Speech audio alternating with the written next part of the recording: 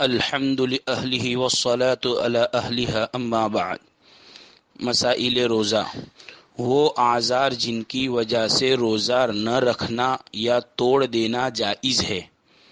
Number 1، اگر ایسی بیماری ہے کہ روزہ نقصان دیتا ہے اور یہ ڈر ہے کہ اگر روزہ رکھے گا تو بیماری بڑھ جائے گی یا صحت میں دیری ہوگی یا جان جاتی رہے گی، تو روزہ نہ رکھے۔ جب صحت ہو جائے تو اس کی قضا رکھ لے، لیکن فقط اپنے دل سے ایسا خیال کر لینے سے روزہ چھوڑنا درست نہیں ہے، بلکہ کوئی مسلمان دیندار ماہر حکیم یا ڈاکٹر کہہ دے کہ تم کو روزہ نقصان دے گا تب چھوڑنا چاہیے، پھر تندرستی کے بعد اس کی قضا کر لی جائے۔ مستفاد از عمدۃ الفقہ۔ نمبر 2، حاملہ عورت کو کوئی ایسی بات پیش آ گئی کہ جس سے اپنی جان یا بچے کی جان کا خطرہ ہے تو روزہ نہ رکھنا جائز ہے، اور اگر روزہ رکھا تو پھر اپنی جان یا بچے کی جان کا خطرہ ہو تو روزہ توڑ دینا بھی جائز ہے۔ اس روزے کی قضا لازم ہوگی، کفارہ لازم نہ ہوگا۔ عالمگیری۔ نمبر 3، کسی شخص نے روزہ رکھا پھر اچانک ایسا بیمار ہو گیا کہ اگر روزہ نہ توڑے گا تو جان خطرے میں پڑ جائے گی یا بیماری بڑھ جائے گی تو روزہ توڑ دینا جائز ہے، بعد میں قضا لازم ہے، کفارہ لازم نہ ہوگا۔ فتاوی عالمگیری۔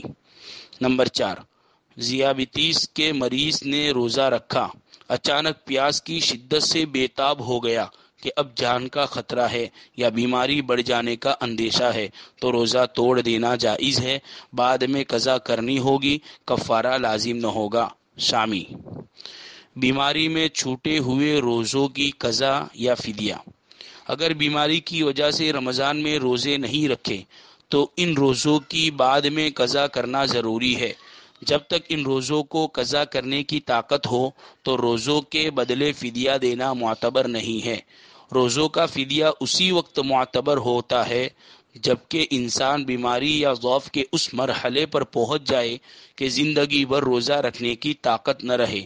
اس لیے اگر ایک ساتھ تمام روزوں کی قضا نہ کر سکے تو رمضان کے بعد ہر مہینے میں تھوڑے تھوڑے کر کے تمام روزوں کی قضا کر لی جائے۔ فدیہ ادا کرنے سے ذمہ ختم نہ ہوگا، لیکن بیماری یا ضعف کی وجہ سے ان روزوں کی قضا کرنے کی بالکل قدرت نہ ہو اور آئندہ زندگی بھر تک صحت مند ہونے کا امکان بھی نہ ہو تو ہر روزے کی طرف سے فدیہ ادا کرنا ضروری ہے۔ ایک روزے کا فدیہ صدقۃ الفطر کی مقدار تقریباً 1.25 کلو گیہوں یا اس کی قیمت فقیر مستحق کے زکوٰۃ کو ادا کرنا ضروری ہے۔ فتاوی عالمگیری۔ مسائل وطر: وطر میں بھول سے قاعدہ اولیٰ کے بجائے تیسری رکعت کے لیے کھڑا ہو جانا۔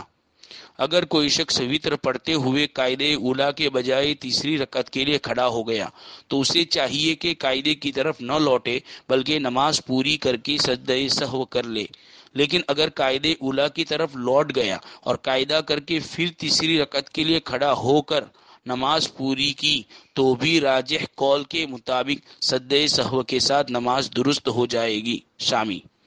دعائے قنوت یاد نہ ہو وہ کیا پڑھے؟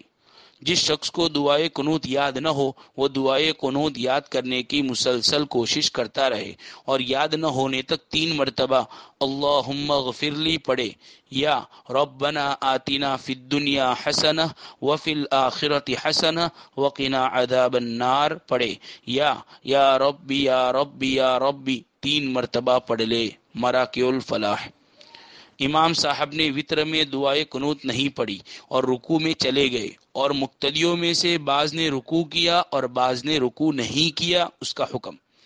امام صاحب نے وطر کی تیسری رکعت میں دعائے قنوت پڑھے بغیر رکوع کر دیا۔